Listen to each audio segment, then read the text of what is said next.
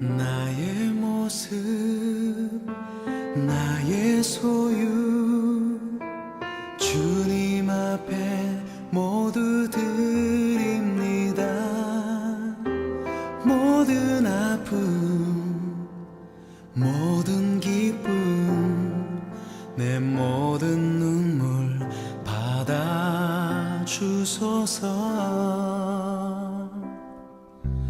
나의 생명을 드리니 주 영광 위하여 사용하옵소서. 내가 사는 날 동안에 주를 찬양하며 기쁨의 제물 되리. 나를 받아주소서.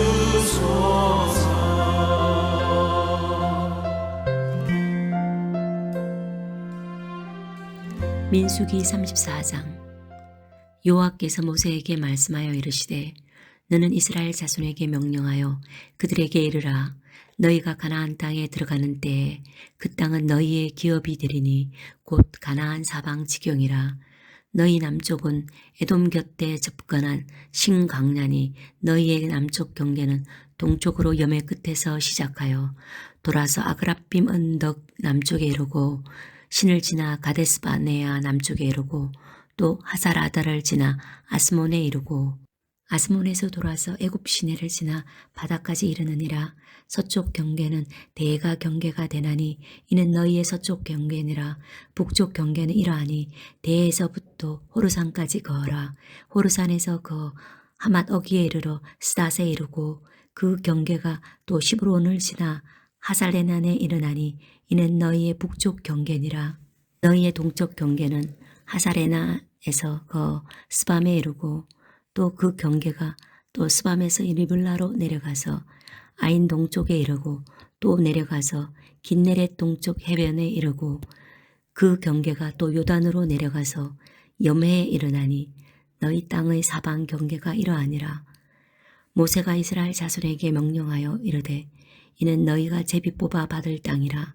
여호와께서 이것을 9지파 반족에게 주라고 명령하셨나니 이는 러우벤 자손의 지파와 갓 자손의 지파가 함께 그들의 조상의 가문에 따라 그들의 기업을 받을 것이며 므낫셋의 반족도 기업을 받았음이니라.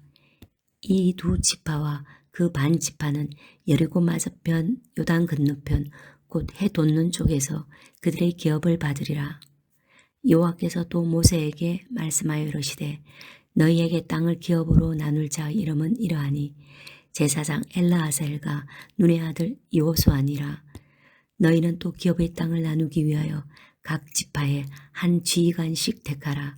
그 사람들의 이름은 이러하니 유다의 지파에서는 여분네 아들 갈렙이요 시므온 지파에서는 암미우스의 아들 스무엘이요 베냐민 지파에서는 기슬론의 아들 엘리다시요 단 자손 지파에서는 지휘관 요글레의 아들 붓기요 요셉 자손 중 므낫셋 자손 지파에서는 지휘관 에봇의 아들 한니엘이요 에브라임 자손 지파에서는 지휘관 십단의 아들 그무엘이요 스불론 자손 지파에서는 지휘관 바라낙의 아들 엘리사반이요 이사갈 자손 지파에서는 지휘관 아산의 아들 발디엘이요 아셀 자손 지파에서는 지휘관 슬로미의 아들 아이후시요 납달리 자손 지파에서는 지휘관 암미우스의 아들 부다엘이니라 하셨느니라. 이들이 여호와께서 명령하사 가나안 땅에서 이스라엘 자손에게 기업을 받게 하신 자들이니라. 아멘. 사랑하는 우리 교우 여러분, 구독자 여러분, 오늘 민수기 34장의 말씀으로 우리 하나님께서 주시는 그 말씀의 교훈과 깨달음, 그 은혜를 함께 나누는 시간이 되기를 바랍니다. 오늘 민수기 34장의 내용은 앞으로 이스라엘 백성들이 정복하게 될 그 요단 서편에 있는 가나안 땅, 그 사방 경계를 기록하고 있습니다. 이것을 좀 더 구체적으로 살펴보면, 예를 들면 우리나라로 친다고 한다면 북쪽은 뭐 백두산, 그리고 뭐 도문, 두만강, 압록강을 경계로 해서 우리 남쪽으로는 그 한라산 밑에 마라도, 더 밑에는 이어도가 있죠. 서쪽으로는 우리나라 같은 경우는 그 홍도, 그다음에 동쪽으로는 독도가 이렇게 되어 있지 않습니까? 그것처럼 이스라엘이 차지할 땅은 남쪽으로는 염해, 소금 바다, 곧 사해라고도 하는데 그 사해 끝에서 지중해에 이르는 신광야, 그다음 그 서쪽으로는 지중해, 북쪽으로는 지중해에서 호르산을 거쳐서 하실 에난에 이르는 산지, 그리고 동쪽으로는 하실 에난에 있는 그 산지에서부터 쭉 아래로 요단 강가를 경계로 사해까지 이르는 이 경계가 이스라엘이 차지할 땅이었습니다. 이는 크기가 어떻게 되냐면 남북으로는 약 250km, 그리고 동서로는 약 100km 정도 되는 면적이었습니다. 한편 하나님께서 가나안 땅의 경계를 이스라엘 백성들에게 말씀하여 주신 이유가 있습니다. 그냥 들어가서 자기 마음대로 막 힘 되는 대로 막 정복하도록 방목하듯 풀어 놓아도 되는데, 하나님께서 굳이 경계선을 잡아주셨던 그 이유가 있었습니다. 그렇게 경계선을 잡아주셨던 이유가 무엇일까요? 첫째는 하나님께서 이미 그 너희들의 땅을 확정해 놓았으니까 너무 염려하지 말아라. 걱정하지 말아라. 내가 너희들에게 준 경계가 이거니까 이제 확신과 용기를 가지고 너희들 이 땅을 차지해라. 이렇게 확신과 용기를 심어주기 위해서였습니다. 이 세상의 모든 땅들은 우리 눈에 보기에는 경계선이 없는 것처럼 그냥 무질서하게 있는 것처럼 보이지만 그렇지 않죠. 지적도를 보면 모든 사람들이 경계선 없이 살아가는 것 같아도 각기 구역에 경계선이 다 그려져 있습니다. 아주 정확하게 그려져 있어요. 그리고 내가 소유한 땅 안에서만 내 마음대로 농지로 사용하거나 또는 대지로 건물을 짓고 살기도 합니다. 아무리 좋은 땅이 있다 하더라도 여러분, 경계선을 넘어서 막 내 맘대로 막 경작을 한다든지 남의 땅에다가 막 집을 지은다든지 할 수 있을까요? 그렇게 하면 법적으로 걸리죠. 그렇게 할 수도 없습니다. 그리고 다른 집이 그 주인이 가만히 있질 않죠. 하지만 경계선 안에서만큼은 내가 무엇을 한들 걱정하거나 염려할 이유가 하나도 없습니다. 어떤 농사를 지어도 그저 행복하고 평안하고, 또 내가 노력하는 만큼 땀을 흘린 만큼 보람도 찾을 수 있고 행복도 찾을 수 있어요. 왜 그럴까요? 내가 소유한 땅에 경계선이 있기 때문에 그러는 거예요. 안정이 된 거죠. 농지 바로 옆에서 무슨 일을 해도 빼앗긴다는 걱정은 없어요. 자, 우리 집이 있습니다. 우리 그 논밭이 있어요. 옆집에서 포크레인을 가지고 무슨 작업을 한들 막 집을 짓는다고 한들 내가 걱정합니까 안 합니까? 걱정할 일이 없어요. 왜? 지적도에 이미 다 그 집 땅과 내 집이 결정이 되어 경계선이 있기 때문에 그러는 거예요. 그래서 내가 소유하고 있는 땅이 있기 때문에 불안할 것도 하나도 없고 염려할 것도 하나도 없는 것입니다. 그렇습니다. 하나님께서 가나안 땅의 경계를 이스라엘 백성들에게 말씀하여 주신 그 이유는 바로 내가 여기까지는 정해주고 너희 것이라 확정해 놓았으니까 어떤 적을 만나도 염려와 걱정하지 말아라. 내가 정해준 이 구역 안에서 250km 또 동서로 100km 그 가나안 땅 안에서만큼은 마음껏 농지로 쓰고 싶으면 쓰고 뭐 농사도 짓고 목초지로 쓰고 싶으면 또 짐승들 방목해서 또 짐승들도 키우고 집을 짓고 살고 싶으면 집도 짓고 살아라. 왜? 내가 이미 정해놨다. 어떠한 적이 쳐들어온다 하더라도 내가 너희들에게 준 땅을 빼앗을 수 없을 것이다. 혹시나 전쟁을 한다 하더라도 싸울 때 싸우더라도 걱정 말고 싸워라. 내가 너희들에게 약속한 이 땅은 결코 내가 침범하지 못하도록 막아주리라. 지켜주겠다. 이 뜻입니다. 두 번째로 하나님께서 이렇게 경계선을 잡아주셨던 이유는 이스라엘로 하여금 그 밖으로 나가지 말고 그 안에서 살아라라고 하는 뜻이 담겨 있습니다. 이 말씀은 자칫 잘못 들으면 하나님께서 제한하고 막 축소해가지고 막 그 하나님께서 묶어두려고 하는 것, 가두는 것처럼 그렇게 느껴지지만 그러한 뜻이 아닙니다. 자, 보십시오. 국민이 자기 나라의 영토 안에 있으면 그 안에서는 얼마든지 자유로울 수 있을 뿐 아니라 국민으로서의 권리를 가지고 국가의 보호를 받을 수 있습니다. 그러나 아무리 큰 나라, 강대국에 속해 있는 그러한 시민, 그러한 사람이라도 다른 나라에 가서는 자기 나라에서 쓰는 것처럼 힘을 크게 쓰지 못합니다. 국가로부터 어느 정도의 보호를 받을 수 있지만 그 자국민이 받는 만큼의 보호는 받을 수 없어요. 마찬가지로 이스라엘 백성들도 자유롭고 안전하기 위해서는 하나님께서 정해주신 경계선 안에 머물러 있어야 했습니다. 그 경계선이 무엇입니까? 바로 이 경계선의 의미는 신앙의 경계선, 말씀의 경계선입니다. 하나님 떠나면 물을 떠난 고기가 되어버립니다. 하나님의 신앙의 경계선 벗어나 버리면 하나님의 보호하심과 그 하나님이 주시는 그 자유로움, 그 안정과 평안까지 보장을 받기가 어렵게 되기 때문에 그러는 거예요.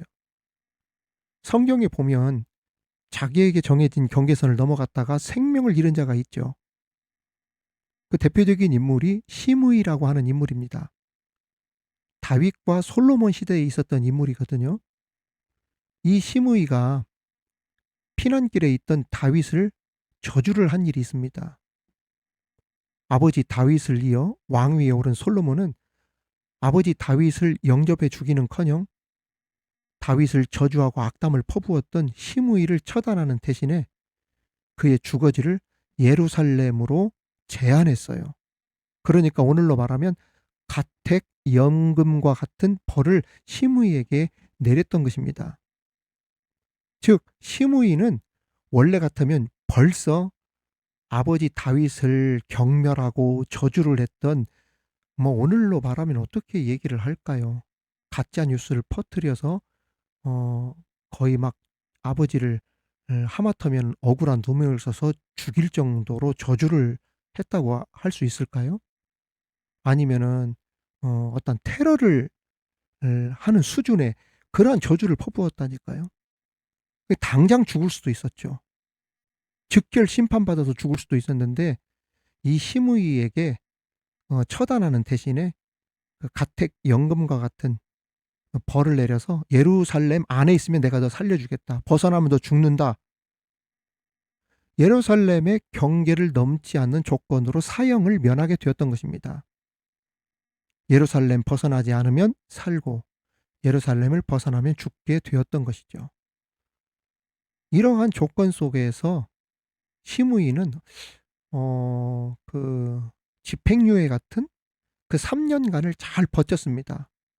그런데 3년이 지난 후에 자기 집에서 종이 도망을 치고 그 종을 찾기 위해서 자기도 모르게 정해진 예루살렘을 벗어나면 안 되는 그 경계선을 벗어나고 말았던 것이죠. 결국 그 약속을 어기고 그 예루살렘을 벗어났던 그 일로 인하여서 시므이는 솔로몬에게 처단을 당하고 맙니다. 여러분, 우리 인생에도 경계선이라고 하는 것이 있어요. 그 경계선이 무엇일까요? 바로 예수 그리스도이십니다. 우리가 예수님 안에 있으면 우리는 영원히 살게 됩니다. 하지만 예수님 밖에 서버리면, 예수님 밖으로 나가버리면 그 어떤 것도 우리를 변호해 줄 수도 없고 대체할 수도 없습니다. 우리의 영혼을 살릴 수 있는 것은 예수의 피밖에 없거든요. 예수 그리스도의 보혈만이 우리를 구하고 지켜주는데 우리가 예수님 밖에 서버린다? 예수님 부인해버리고 그 신앙의 틀을 벗어나버린다? 복음을 거부하고 그리고 복음 밖으로 나가버린다? 주님이 아닌 다른 것에 줄을 선다? 이단 사이비의 길을 따라간다? 그러면 우리를 변호해주고 우리를 지켜줄 아무것도 없다는 이야기예요. 예수 그리스도를 대체할 수 있는 것은 세상에 아무도 없어요. 그래서 예수님 경계선이라고 하는 밖으로 절대 나가면 안 된다는 이야기입니다. 여러분, 바울 서신에 보면 가장 많이 나오는 단어 중에, 그 문구 중에 무엇이 있는 줄 아세요, 여러분? 바울 서신을 보면 말입니다. 그리스도 안에서라고 하는 말이 굉장히 많이 나와요. 바울 사도는 자기의 삶의 경계를 그리스도 안으로 항상 언급을 했던 겁니다. 예수 안에서, 그리스도 안에서, 이런 말을 자주 썼어요. 우리의 인생의 모든 삶의 경계선을 바울 사도와 같이 어디로 정해야 되느냐? 예수 그리스도 안에서, 이렇게 정해야 한다는 이야기입니다. 우리 인간은 예수님을 떠나서는 사형에 해당되는 죄인이었어요. 그리스도 밖에는 소망이 없었습니다. 그리스도 밖에 나가버리면 사망밖에 없어요. 그냥 끝나는 거예요. 인생 종치는 겁니다. 그러나 우리가 예수 안에 있으면 어떻게 됩니까? 살게 되어져요. 그것도 그냥 사는 게 아니고 everlasting, forever, 영원히 주님과 더불어 살게 되는 거예요. 어디 안에 있으면? 예수 안에 있으면. 그래서 우리의 인생의 경계선을 예수 그리스도로 항상 삼으라는 거예요. 예수 안에서, 그리스도 안에서 말입니다. 여러분, 은혜 아래 있으면 진정한 평안이 있고 그 안에 소망이 있는데, 종교 개혁자 칼빈도 이렇게 얘기를 했어요. 잘 들어보세요. 인생의 행복은 하나님의 사랑의 울타리 안에서 사는 것, 이렇게 얘기를 했어요. 얼마나 중요한 이야기입니까? 우리 인생의 행복은 하나님의 사랑의 울타리 안에 있을 때 가능하다는 이야기예요. 거기에서 인생의 행복이 나온다는 이야기입니다. 성도 여러분, 그러므로 아무리 힘들고 어려워도 하나님의 사랑의 울타리, 즉 예수 그리스도 안에 머물러 있으므로 평안도 소망도 구원도 잃어버리지 않는 저와 여러분이 되기를 우리 주님의 이름으로 축원합니다. 두 번째는 지금 주어진 분깃에 만족하고 감사할 때 더 큰 축복이 주어진다는 겁니다. 이스라엘이 가나안 땅을 기업을 얻게 되었을 때 처음에 하나님께서 아브라함에게 약속한 크기의 땅 면적은 아니었습니다. 그보다 훨씬 못 미치는 땅을 분배받고 얻었었죠. 처음에는 그랬어요. 처음에 주시겠다고 약속한 대로 영토를 확장하고 확정 짓고 얻었던 때는 비로소 언제였냐면 다윗 왕 때와 솔로몬 때였습니다. 그렇다면 하나님께서 처음부터 약속하신 대로 250km, 100km 그 가나안 땅 전체를 주시지 않고 왜 처음에는 작은 규모의 땅만 허락하셨을까? 그 이유는 분명히 있습니다. 그것은 당시 이스라엘에게 인구로나 정치로나 경제, 군사적인 능력이 거의 전무한 상태였기 때문에 하나님께서 이스라엘 능력에 맞는 옷을 주신 거예요. 감당 못할 만큼의 조건을 주시는 것이 아님을 알 수 있습니다. 대부분의 사람들은 자신의 형편과 처지는 생각하지 않고 그저 물질이나 권세나 지식들을 많이 풍성하게만 받기를 원합니다. 하지만 그것이 오히려 우리에게 득이 되지 못하고 해로 돌아올 때가 굉장히 많죠. 예를 들어서 돈을 제대로 쓸 수 있는 판단력이라든지 경험이 전무한 그 어린 아이에게 많은 돈을 주는 것만으로도 우리가 복이라고 할 수 있겠어요? 그렇지 않죠. 그 돈을 규모 있게 잘 관리하고 그리고 잘 판단해서 어떻게 쓸 것인가, 이러한 경험이 부족한 아이에게 갑자기 큰 돈을 그 아이에게 맡기게 된다면 오히려 그 아이를 방탕하게 만들거나 실패하는 인생으로 몰아갈 확률이 훨씬 더 크다는 것입니다. 그렇습니다. 왜 하나님께서 나에겐 축복을 이렇게 하셨을까? 왜 나는 다른 사람에게는 저렇게 했는데 나는 이 정도밖에 주시지 않나? 왜 지금의 나의 현실과 모습은 이렇게 되었지? 원망할 수 있는데 그렇지 않다는 겁니다. 하나님께서 주신 분깃에 감사하고 만족할 줄 아는 성도가 되어야 우리 하나님께서 더 많은 분깃을 주신다는 이야기예요. 그러므로 항상 그 자리에서 주시지 않았다고, 허락해 주시지 않았다고 하나님을 원망하고 불평하기보다는 먼저 이 작은 것조차 감사합니다. 지금의 내 처해 있는 이 형편조차도 하나님이 주신 은혜입니다. 이러한 마음으로 살게 되어지면, 감사하며 살게 되어지면 하나님께서 그것을 바탕으로 앞으로 더 큰 것을 채워주실 줄 믿습니다. 오늘 주신 이 말씀 우리가 기억하면서 오늘 하루도 하나님의 사랑의 울타리 안에, 예수 안에, 그리스도 안에서 사는 하루가 되기를 바랍니다. 하나님의 경계 밖에 넘어가지 마십시다. 그리고 지금 내게 주어진 분깃, 인간적인 눈으로 때로는 초라하게 보일 때 있지만은 하나님께서 더 큰 축복을 주시려고 하시는 큰 계획과 뜻이 숨어 있다는 것을 믿음을 가지고 오늘 또 내게 주어진 시간들, 환경들, 상황들에 대해서 할렐루야, 하나님 감사합니다, 만족하면서 살아가는, 그래서 더 큰 축복을 받을 수 있는 저와 여러분, 원망의 소리보다 찬송 소리가 있고 감사의 소리가 있고 은혜가 넘치는 그러한 하루가 되시기를 주님의 이름으로 축원합니다. 축원합니다. 하나님 아버지 감사합니다. 오늘 말씀을 통하여서 하나님께서 경계선을 잡아주신 이유에 대해서 배우게 하시고 깨닫게 하시니 감사합니다. 주님 안에 염려와 걱정하지 말고 하나님이 모든 걸 지켜주신다. 그러므로 우리의 삶에서 하나님의 사랑의 울타리를 벗어나며 살지 않게 하여 주옵시고 그리스도 안에서 살게 하여 주옵소서. 신앙의 경계선 벗어나지 않게 하여 주옵소서. 신앙 안에서 하나님의 보호하심과 자유로움을 느끼며 안전을 보장받으며 살아가는 은혜의 성도 되게 하여 주옵소서.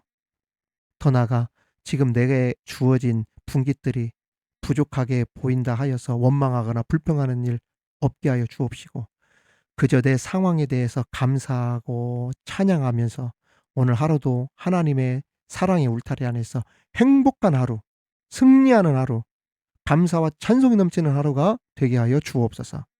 감사드리며 예수님 이름으로 기도하옵나이다. 아멘.